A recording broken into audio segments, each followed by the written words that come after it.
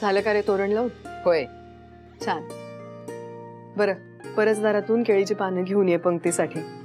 आणि केसरी मराठाच्या कार्यालयासाठी ते हार केले होते ते गाडीत टाकून घे. हा बरं, दादा निघतील इतक्या.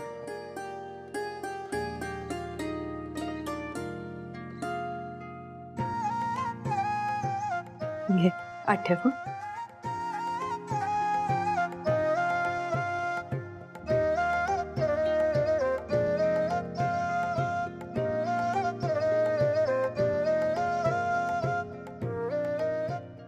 सणावाराला शून्यात हरवलेले तुमचे डोळे आता माझ्या परिचयाचे झालेत. आजही विशूची आठवण येते.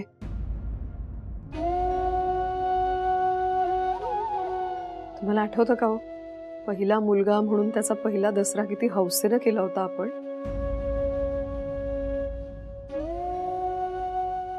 मोठा होत गेला तसा दर दसऱ्याला असा मागे मागे करत असायचा. अगदी लवकर मोठं व्हायचं होतं त्याला. थोडासा होता तेव्हापासून म्हणायचा, दादा घरी नसले म्हणून काय झालं, मी आहे ना. आणि मग आपल्या इवल्यावल्या हातांनी जमेल तशी जमेल तितकी मदत करत राहायचा.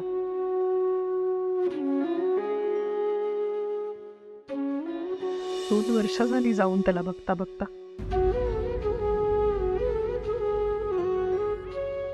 तुला तेव्हा राग आला असेल माझा. आपला मुलगा गेला तरी मी आपला अग्रलेखच लिहित राहिलो. आला होता, राग आलाच होता. पण त्या क्षणात रागापेक्षा भीती जास्त वाटली.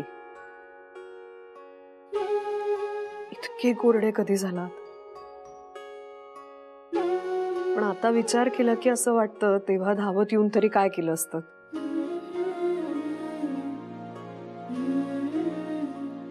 त्यापेक्षा तुम्ही तुमचं काम केलं, ताण वाचवलात पुढचा केसरीचा. एक विचारू का हो, तुम्हाला तेव्हा रडावंसं नाही वाटलं?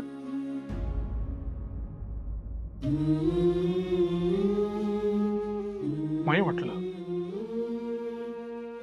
का याचं उत्तर नाही माझ्याकडे. पण रडलो नाही हे खरं.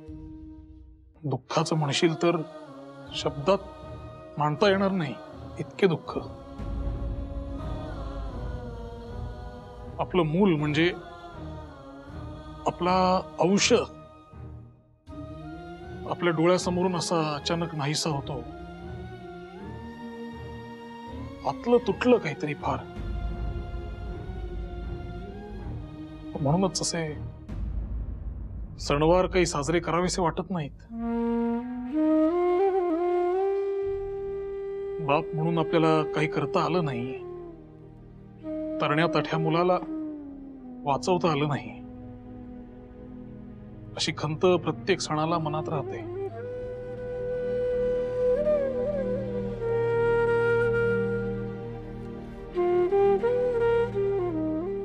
दाराला सजलेली ही अशी तोरणं पाहिली की ही एकच बोच ठसठसत राहते मनात. सणवार साजरे न करून कसं चालेल? जाणारा जायची वेळ आली की आपल्या वाटेनं जायचाच. पण मागे राहिलेल्यांनी जगणं सोडून कसं चालेल?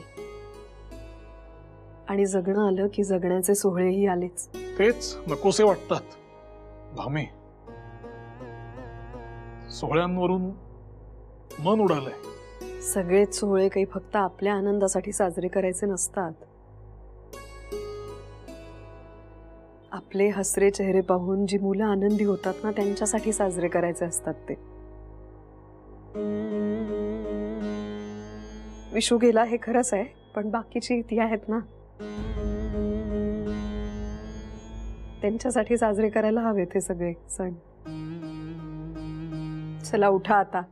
आज एक नाही दोन दोन जावई यायचेत घरी. ऐका, रामचंद्र श्रीधर दोघा पुरांना हौस आहे हो सगळं करायची. बिचारी तुमचा असा उदासवाणा चेहरा बघता आणि मग सगळं जाणून घेऊन गप्प गप्प राहतात. चला, म्हणजे आता शहाण्यासारखं वागायची माझी पाळी आहे. तर आयुष्यभर मी जगासाठी मास्तरकी करत आलो, पण मला धडे देणारी आपल्या घरातली मास्तरीणबाई तू आहेस खरी. हे असं वेळोवेळी तुम्हाला जगराटीचं भान आणून देतेस, म्हणून आपला संसार निभलाय. चला आता, मुली येतील कधी. तुम्ही आहात ना घरी? नाही, मला निघावं लागणार आहे.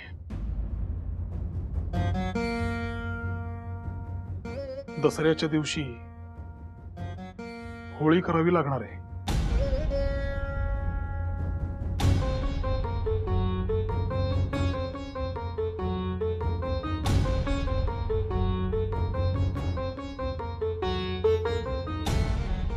वंदे वंदे मातरम वंदे मातरम वंदे मातरम वंदे मातरम वंदे मातरम वंदे मातरम वंदे मातरम वंदे मातरम. थांबा थांबा. परदेशी कापडांचा त्याग आणि स्वदेशीचा स्वीकार ही आपल्या लढ्याची पहिली पायरी आहे. ही होळी म्हणजे ब्रिटिश सरकारला आपल्या एकजुटीची दाखवलेली चुणूक आहे.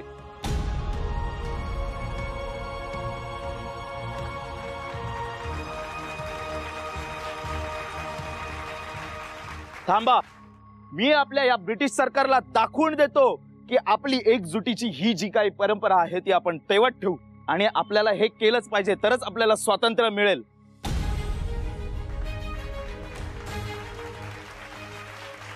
थांबा, आता मी लोकमान्य टिळकांना आपणास मार्गदर्शन करण्याची विनंती करतो. लोकमान्य टिळकांचा विजय असो, लोकमान्य टिळकांचा विजय असो, लोकमान्य टिळकांचा विजय असो. वंदे मातरम वंदे मातरम वंदे मातरम वंदे मातरम वंदे मातरम. असू द्या. नमस्कार. आत्ताच आपण काळ मासिककार शिवराम परांजपे यांचे विचार ऐकले. शिवराम परांजपे कायमच स्वदेशीचा प्रचार करतात. इतकेच नव्हे, विदेशी कपड्यांच्या होळीला त्यांनी जाहीर पाठिंबा दिलाय. त्याबद्दल त्यांचे अभिनंदन आणि आभार.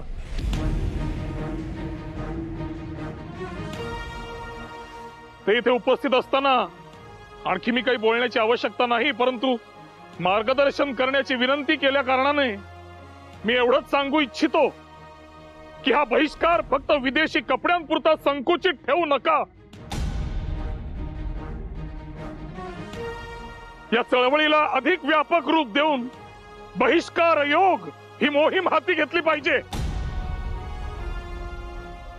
इथे उपस्थित आणि मोहिमेत सहभागी तरुणांचे मला विशेष कौतुक करावेसे वाटते. या अशा तरुण सळसळत्या रक्ताच्या हातात जर आपली स्वातंत्र्याची मशाल असेल तर आपल्या देशाचे स्वातंत्र्य आता फार दूर नाही अशी आशा मला वाटते. लोकमान्य टिळकांचा विजय असो, लोकमान्य टिळकांचा विजय असो, लोकमान्य टिळकांचा लोकमान्य टिळकांचा विजय असो, लोकमान्य टिळकांचा वंदे वंदे वंदे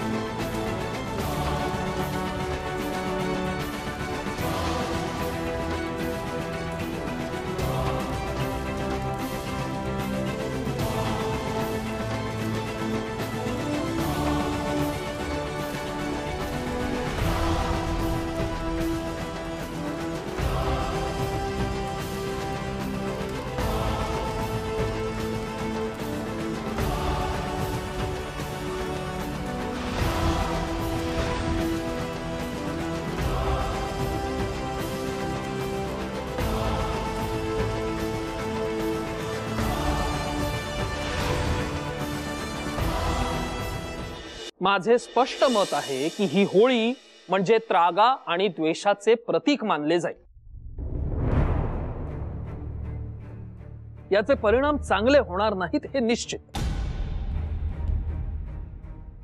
आणि मुळात हे सारे करून आपण नेमके काय साध्य करू पाहतो आहोत हाच प्रश्न आहे. हो, आणि वकिलीच्या अनुभवाने बघितलं तर या होळीचं ब्रिटिश सरकार सहजासहजी विसरणार नाही आणि यातल्या प्रत्येकाला सजा झाल्या वाचून देखील राहणार नाही. पण टिळकांचे आणि तुमचे विचार तर अजिबात जुळत नाही. पण त्यांच्या शिक्षेची तुम्हाला का काळजी वाटावी? तत्वतः आमचे मतभेद असले तरी आमचा हेतू सारखाच आहे. देशहित या समान मुद्द्यावर आम्ही कार्य करतो आहोत. त्यामुळे जहाल मतवाद्यांपैकी कोणास शिक्षा झाली, कोणास तुरुंगात जावे लागले तर ती आम्हास राष्ट्राची हानीच वाटेल यात शंका नाही. सबसे महत्वपूर्ण क्या है? राष्ट्रहित. भले ही सबकी सोच अलग हो, लेकिन हर कोई अपनी अपनी विचारधारा के अनुसार कार्य करते जा रहा है और इन सब का जो अंतिम ध्येय है वो हमें मिलजुल कर साध्य करना है. टिळकांचा काय किंवा लाला लजपतराय यांचा काय, दोघांचे स्वभावच मुळात तिखट आहे. त्यामुळे त्यांचे वागणे बोलणेही तिखट. आपलं काय म्हणजे मी, फिरोजशाह तुम्ही किंवा सुरेंद्रनाथ बॅनर्जी, आपला पिंडच मुळात मवाळ. हो, मुळात आपला कल हा चर्चेने समस्या सोडवण्याकडे असतो. अहो, ज्या गोष्टी बोलून साध्य होतात त्यासाठी लढाई करण्याची काय गरज आहे? हा, आता त्यासाठी थोडा वेळ लागेल, पण यातून हानी मात्र कमी होईल एवढं निश्चित. बरोबर, अगदी बरोबर. अर्थात हे झाले माझे मत. बाकी टिळक आणि मी आमच्यात काही फरक नाही. मला काँग्रेसने इंग्लंडला पाठवण्याचे ठरविले तेव्हा तिथे पार्लमेंटमध्ये आपली भारतीयांची बाजू मांडावी याकरता टिळकांनीच तर माझ्या नावाची शिफारस केली. अहो, इतकेच नव्हे तर मी परत आल्यावर माझा सत्कारही केला त्यांनी. टिळकांच्या भाषेची जनतेवर जी काही मोहिनी पडते त्याला तोड नाही. पण कसे आहे, सतत तिखट खाल्ल्याने पोटाचे विकार होणारच नाही का? टिळकांना शिक्षा झाली तर स्वराज्याच्या लढ्याचं किती नुकसान होईल याची त्यांना देखील कल्पना नसणार.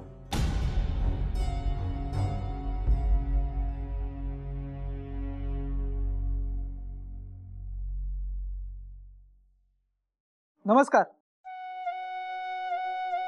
टिळक महाराज आहेत का घरी? आहेत की.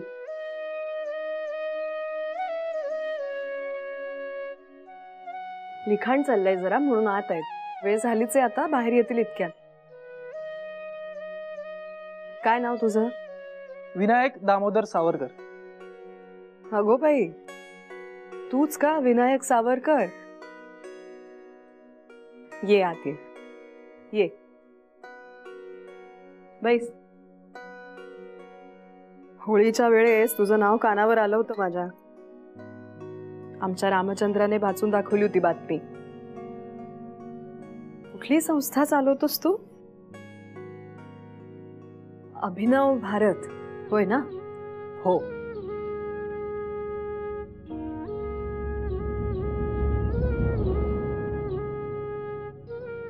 काय झालं रे? काही अडचण आहे का? म्हणजे मला सांगण्यासारखं असेल तरच सांगू. यांचं लिखाण चाललंय ना, थोडा वेळ लागेल त्यांना बाहेर यायला.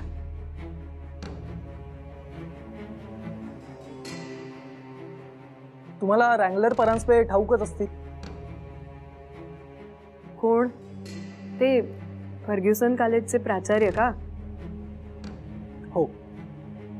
त्यांचं काय? त्यांनी मला वसतिगृहातून काढून टाकलंय आणि वर 10 रुपयांचा दंडही ठोठावलाय. अगो बाई, पण का म्हणून? म्हणजे तसा काही व्रात्य विद्यार्थी वाटत नाहीस तू. कारण काय सांगितलं? होळीत भाग घेतलास म्हणून? नाही, राजकीय चळवळीत भाग घेतल्याबद्दल. म्हणजे एकूण एकच.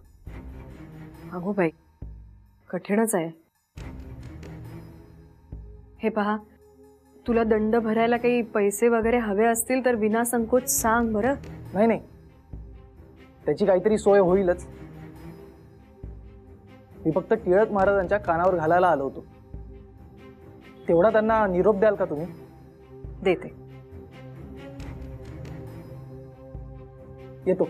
ये. अक्षवंत हो.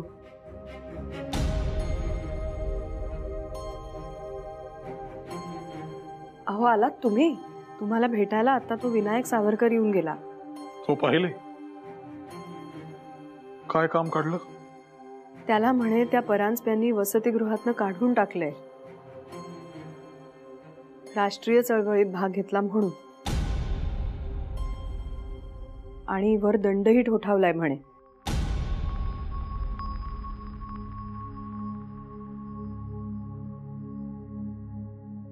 मी काय म्हणते,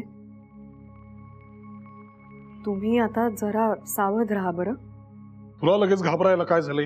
घाबरते कशाने मी तुम्हाला फक्त सावध राहा असं म्हटलं, लपून राहा असं नाही सांगितलं.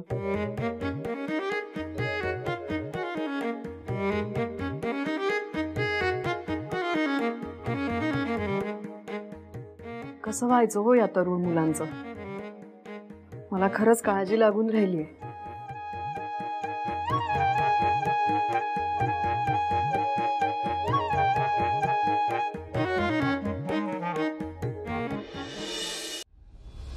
एखाद्या सरकारी आस्थापनेतल्या अधिकाऱ्याने असा निर्णय घेतला असता तरी एक वेळ मी समजू शकलो असतो.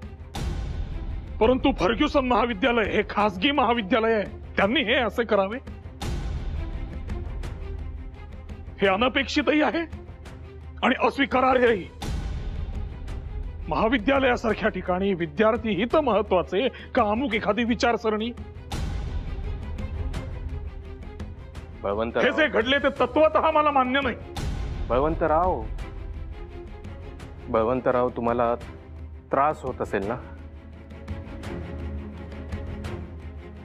तुम्ही जे विद्यालय स्थापन केले त्यात हे असे. मी सुद्धा माणूस आहे गोळे. भावना आणि भावनिक गुंतवणूक माझ्यात देखील आहे. आणि हे महाविद्यालय काय, शाळा काय, केसरी मराठा काय, या फक्त इमारती नव्हे.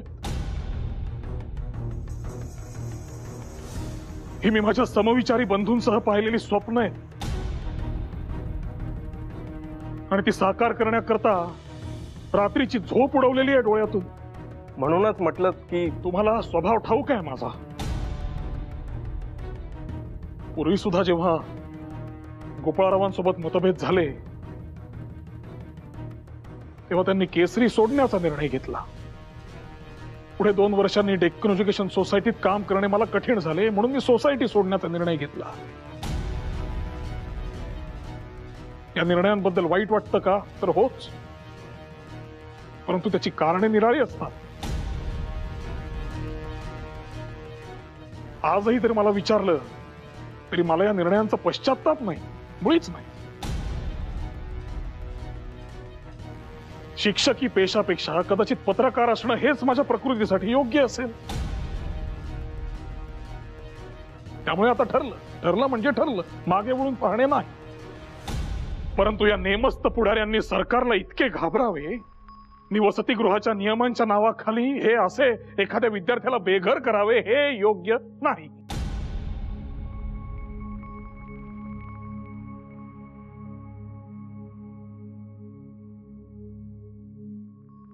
एक मात्र खात्रीनं सांगतो गोळे,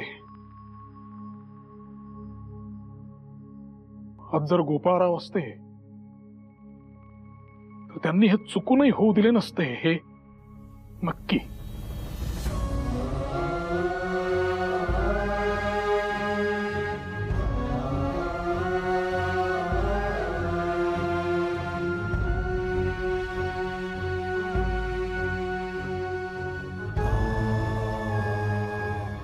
नक्कीच.